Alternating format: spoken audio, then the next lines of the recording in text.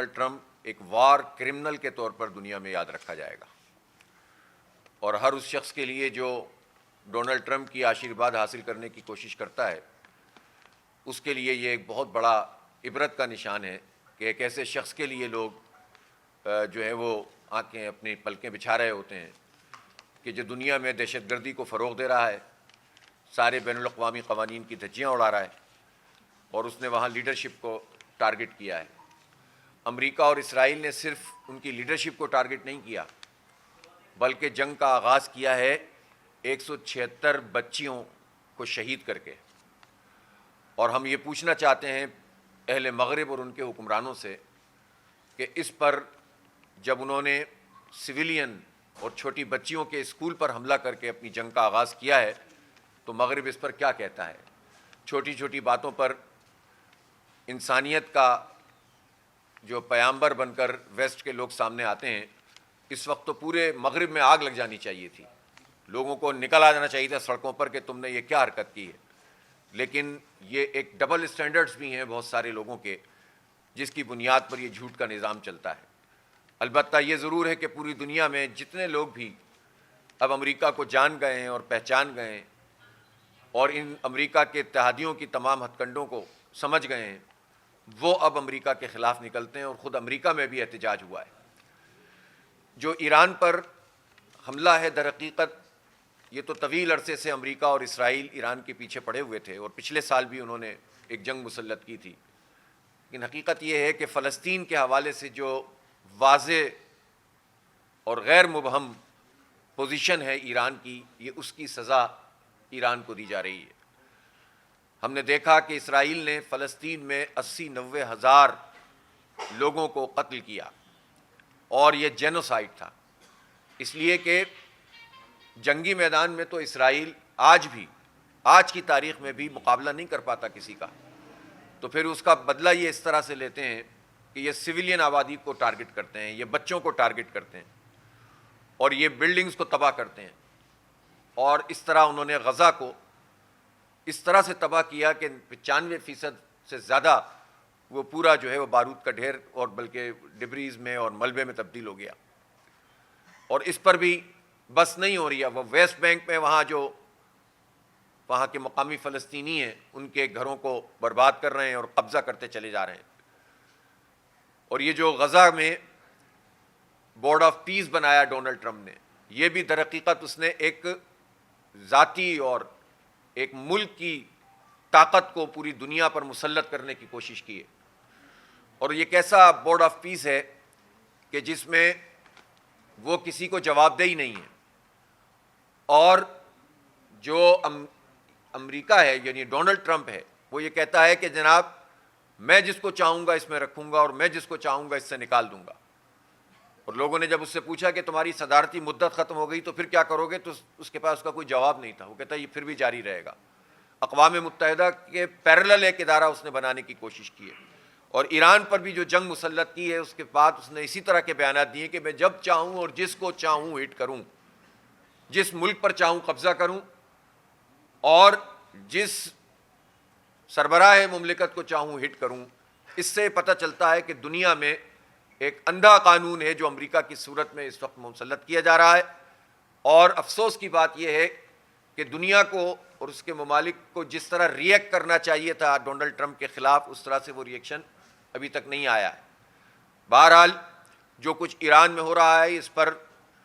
ہم پوری طریقے سے، پوری پاکستانی قوم ایران کی حکومت اور ایران کے عوام کے ساتھ ہیں۔ آپ یہ دیکھیں کہ ایک طرف اس نے خامنہئی صاحب کو ہٹ کیا، ان کی لیڈرشپ کو ہٹ کیا، اور دوسری طرف یہ بیان جاری کیا کہ عوام باہر نکل آئیں اور رجیم چینج کر دیں، اور منہ کی کھانی پڑی ہے امریکہ کو ایک مرتبہ پھر، اس لیے کہ پچھلی مرتبہ بھی انہوں نے یہ بات کہی تھی کہ عوام باہر آئیں اور رجیم چینج کر دیں، وہ اپنے اہداف پورے نہیں کر سکے، اور اس مرتبہ بھی انہوں نے یہی کام کیا اور اہداف اپنے پورے نہیں کر سکے۔ اور جتنی اب یہ جنگ پرولونگ ہو رہی ہے، ظاہر ہے کہ اس کے نتیجے میں نقصان تو انسانیت کا ہو رہا ہے، لیکن خود امریکہ بھی پھنستا چلا جا رہا ہے اور اس کے اتحادی بھی پھنستے چلے جا رہے ہیں۔ اس لیے ہم یہ سمجھتے ہیں کہ پاکستان کی جو پوزیشن ہے، پاکستان ایک ایٹمی طاقت ہے، اور جس طرح ہم نے پچھلی مرتبہ بھی ایران کے ساتھ اظہار یکجہتی بھی کیا تھا، اس کا ساتھ بھی دیا تھا. اس مرتبہ بھی ہمیں بھرپور طریقے سے ایرانی قوم کے ساتھ کھڑے ہونا چاہیے، ایرانی حکومت کے ساتھ کھڑے ہونا چاہیے، اور اس میں امریکہ کی کسی ملامت کا اور کسی کا جو ہے وہ پریشانی نہیں کرنی چاہیے. اس کا ایک سبب اور بھی ہے. ایک تو یہ امت کا اور ملت کا معاملہ ہے، اور دوسری طرف یہ سمجھ لینا چاہیے کہ ایران پر اگر امریکہ اپنے اہداف خدا نخواستہ حاصل کرتا ہے، جو انشاءاللہ نہیں کر سکے گا، اور رجیم چینج وہاں پر ہوتی ہے، تو اسرائیل اور امریکہ کی پپٹ حکومت آئے گی. تو اسرائیل کا جو ہدف ہے وہ صرف ایران نہیں ہے، وہ پاکستان اور اس کا ایٹمی پروگرام بھی ہے. یہ بات صحیح ہے کہ پاکستان کی طرف سے یہ بات بہت واضح طور پر آئی ہے کہ کوئی پاکستان کی طرف میلی آنکھ سے نہ دیکھے، لیکن بات صرف اتنی سی نہیں ہے. اس لیے راستہ ہی یہ ہے کہ ہم ایران میں ہی ان کا راستہ روکیں اور ان کو شکست سے دوچار کریں اور اس میں کسی ابہام کا شکار نہ ہو. اس لیے کہ اگر یہ رجیم چینج ہوتی ہے تو ایران کا جو بارڈر جو پاکستان سے ملتا ہے، در حقیقت اسرائیل کی تو سرحد عملاً وہاں تک آ جائے گی. اور پھر ابھی اتنی انفلٹریشن یہ کرتے ہیں، اتنے ان کے موساد کے ایجنٹ، بلیک واٹر اور CIA کے ایجنٹ، اور جن ملکوں پر ہاتھ رکھتا ہے امریکہ، ان کے ایجنٹ ہمارے ہاں گھسے ہوئے ہوتے ہیں اور ہمارے ہاں دہشت گردی اور بدامنی اور بدترین صورتحال پیدا کرتے ہیں. تو جب وہ بارڈر تک پہنچ جائے گا تو پھر کیا ہوگا؟ لہذا صرف یہ ایران کی نہیں، یہ پاکستان کی بھی جنگ ہے، اور اس میں ہمیں زیادہ بھرپور طریقے سے سامنے آنے کی ضرورت ہے. میں اس موقع پر یہ مطالبہ بھی کرنا چاہتا ہوں کہ پاکستان کو اب اس نام نہاد بورڈ آف پیس سے جو غزہ کے نام پر بنایا گیا ہے، اس سے واپس آ جانا چاہیے، اور اکیلے نہیں آنا چاہیے. جن 7-8 ممالک کے ساتھ پاکستان نے اس بات کا فیصلہ کیا تھا، اب ان کے ساتھ مل کر اس بورڈ آف پیس سے، اس ڈھکوسلے سے واپس آنا چاہیے. یہ ڈھکوسلے کے سوا کچھ نہیں ہے. یعنی ایسا پیس بورڈ جس میں ایک فریقی موجود نہ ہو، فلسطینی جن کے 90,000 لوگ قتل ہو گئے، جو ملبے کا ڈھیر بن گیا، اس کی نمائندگی نہ ہو اور پیس بورڈ بن جائے، اور مطالبے یہ کیے جا رہے ہوں کہ وہاں فوج بھیجی جائے. تو فوج بھیجنا تو خیر اب بہت دور کی بات ہے. اب تو اس پیس بورڈ سے پاکستان کو واپس آنا چاہیے، اور اب شہباز شریف صاحب کو ذرا آ کر جرت سے اس بات کا بھی اعلان کرنا چاہیے کہ اب تک ہم سے جو ہو گیا وہ غلطی ہو گئی. ہم تو ڈونلڈ ٹرمپ کے آگے جس طرح پیچھے جا رہے تھے، بتا دیں کہ وہ کون سے مفادات حاصل کرنا چاہتے تھے، کیا وہ قومی وقار میں کتنا اضافہ کرنا چاہتے تھے. لیکن اب تو اس معاملے پر جب انہوں نے بچوں پر حملہ کیا ہے، جب انہوں نے لیڈرشپ کو، ایران کے ہمارے دوست ملک، ہمارے برادر اسلامی ملک کی لیڈرشپ کو ٹارگٹ کیا ہے، اور اب جس طرح وہ کھل کر دہشت گردی کر رہے ہیں امریکہ، اسرائیل، اس کے بعد تو کوئی جواز ہی نہیں ہے کہ پاکستان اس غزہ پیس بورڈ میں شامل ہو. ان کو نکل آنا چاہیے. ہم یہ سمجھتے ہیں کہ پاکستان کی حکومت کو اس وقت ملک میں بھی اس بات کا مظاہرہ کرنا چاہیے کہ جو بھی پروٹیسٹ کرنے والے لوگ ہیں ان کو پراپر طریقے سے انگیج کریں، ان پر گولیاں نہ چلائی جائیں. کراچی میں جو امریکن ایمبیسی اور قونصل خانے پہ ہوا ہے، یہ اس کی تحقیقات ہونی چاہیے. قوم کو جواب دیں پاکستان کے حکمران کہ قونصل خانے کے اندر سے جو گولیاں چلی ہیں اور براہ راست اسٹریٹ فائر کیے گئے ہیں، امریکن میرین جن کا کہا جا رہا ہے، خود بین الاقوامی ذرائع ابلاغ نے یہ بات کہی ہے. اگر ان کے فوجی پاکستان کے لوگوں پر براہ راست فائرنگ کر کے انہیں قتل کرتے ہیں تو پاکستان کی پوزیشن کیا ہے؟ کتنی غلامی آپ اختیار کریں گے؟ کیا ہم ان کی نوآبادیات میں شامل ہیں کہ ہم بات بھی نہیں کر سکتے کہ آپ ہمارے شہریوں پر اس طرح فائرنگ کریں گے؟ یہ کہنا کہ وہ پروٹیسٹر جو تھے وہ تھے وائلنٹ تھے، تو بھائی ان کو ایڈریس کیوں نہیں کیا گیا؟ یہ جو وہاں قونصل خانہ ہے کراچی میں، اس میں تو ملٹیپل جو ہے وہ لیئرز ہیں جس میں سیفٹی ہوتی ہے، سیکیورٹی ہوتی ہے. جب اتنا بڑا واقعہ رونما ہو چکا تھا، ایران پر حملہ ہو چکا تھا، خامنہئی صاحب کی شہادت ہو چکی تھی،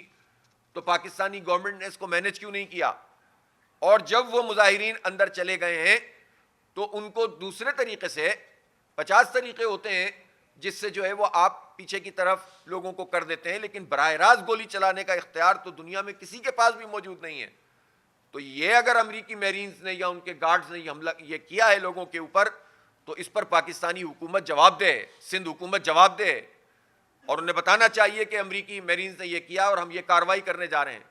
اسی طرح پورے پاکستان میں اور گلگت بلتستان میں بھی جو واقعات آ رہے ہیں، حکومت کو اس میں ہوش مندی سے چیزوں کو ٹھیک کرنے کی ضرورت ہے۔ میں اس موقع پر ان تمام مظاہرین سے بھی درخواست کرتا ہوں کہ وہ پرامن رہیں، اس لیے کہ اگر یہاں پر امن تباہ ہوتا ہے تو اس کا سارا فائدہ امریکہ کو ہوگا اور امریکہ کی حمایت کرنے والی فورسز کو ہوگا اور ملک میں تقسیم پیدا کرنے والے لوگوں کو ہوگا۔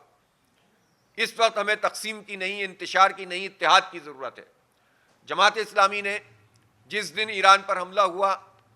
فوری بات جو ہے وہ اس بات کا اعلان کیا تھا کہ ہم خامنہئی صاحب کی غائبانہ نماز جنازہ پورے ملک میں ادا کریں گے، اور الحمدللہ پیسفل طریقے سے ہم نے پورے ملک میں یہ کام کیا۔ ہم پوری ملت اسلامیہ کو اکٹھا کرنا چاہتے ہیں۔ ہم حق اور باطل کی بنیاد پر فیصلہ کرتے ہیں، کسی مسلک، گروہ، فرقہ اور فقہ کی بنیاد پر نہیں کرتے، اور الحمدللہ یکجہتی کا اظہار پاکستان کے عوام نے کیا۔ اور اب ہم نے یہ فیصلہ کیا ہے کہ پرسوں یعنی 6 تاریخ کو انشاءاللہ پورے ملک میں تمام ڈسٹرکٹ ہیڈ کوارٹر پر ہم پرامن اور بہت بڑے مظاہرے کریں گے، ایران کے عوام سے، ان کی حکومت سے اظہار یکجہتی کے لیے، اور امریکہ اور اسرائیل کی دہشت گردی کے خلاف جمعے کو انشاءاللہ۔